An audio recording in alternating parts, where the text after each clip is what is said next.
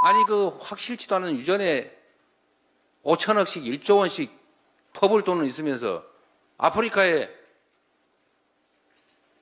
100억 불씩 원조할 돈은 있으면서 이 동네 골목에 이게 폐업하고 이자 못 내서 카드론 빌리러 다니고 사채업자한테 매달리고 그러다가 가족들 껴안고 죽고 이러는 거 안 보입니까?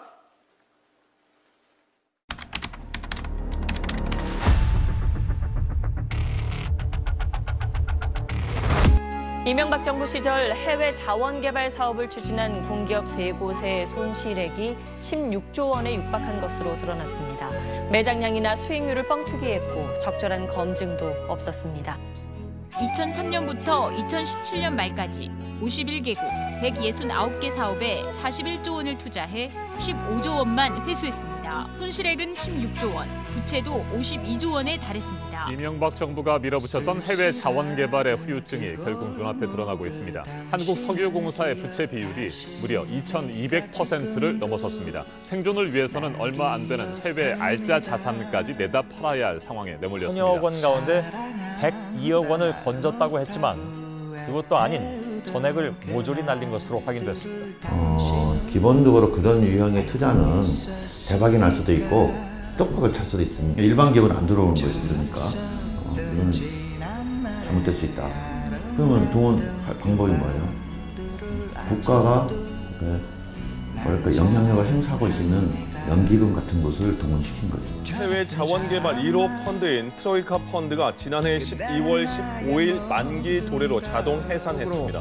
MB 정부 때 졸속으로 각종 투자 계약 맺었고 그것 때문에 이렇게 손해가 쌓여 있고 지금 그 뒤치다거리를 우리 정부가 지금 해야 되는 상황 아닙니까? 지난해 국제유가 상승으로 울산에 본사를 둔 한국석유공사가 12년 만에 흑자로 전환하면서 임원과 직원 연봉이 모두 크게 상승한 것으로 나타났습니다. 이 전 대통령은 뇌물수수 등의 혐의로 징역 17년과 벌금 130억 원이 확정된 상태인데 남은 형기 15년과 미납한 벌금 82억 원이 면제됐습니다. 민수인은 해외 자원을 필요로 하는 기업의 공급망 안정화 노력을 지원하기 위해 민간이 주도하고 공공은 조력하는 해외 자원 확보 방안을 검토하고 있다고 설명했습니다. 이명박 정부에서 집중 조명을 받았다가 문재인 정부에서는 적폐로 몰렸던 해외 자원 개발이 다시 탄력을 받게 될 전망입니다. 아프리카 정상회의 참석차 방한한 정상들과 30분 간격으로 촘촘하게 정상회담 일정이 잡혀 있었는데도 직접 브리핑에 나섰습니다. 취임 이후 처음 국정 브리핑이라는 형식으로 발표를 한 건데요. 시추 결과는 내년 상반기 정도에 어느 정도 나온다 하고 모든 게 잘 된다면 실제 상업적인 개발 결과는 다다음 정부쯤 확인할 수 있을 것으로 보이는데 구멍 하나 뚫는데 1,000억 원 정도로 비용도 만만치 않습니다. 정부는 성공 확률이 20%라며 해볼만 하다는 입장입니다. 이른바 성공 불융자 방식인데 자원 개발에 성공한다면 회수할 수 있지만 실패하면 돌려받지 못하는 겁니다. 한국가스공사 주가가 급등한 틈을 타 공사 임원들이 주식을 대거 매도한 것으로 확인됐습니다. 우리도 산유국이 된다고 말했던 것도 윤 대통령의 어제 발표와 맞물려 큰 주목을 받았는데 천하람 원내대표는 선행 리딩방이 아니길 바란다고 덧붙였습니다. 조선일보의 오늘의 정말 이걸 보고 감동을 받았습니다.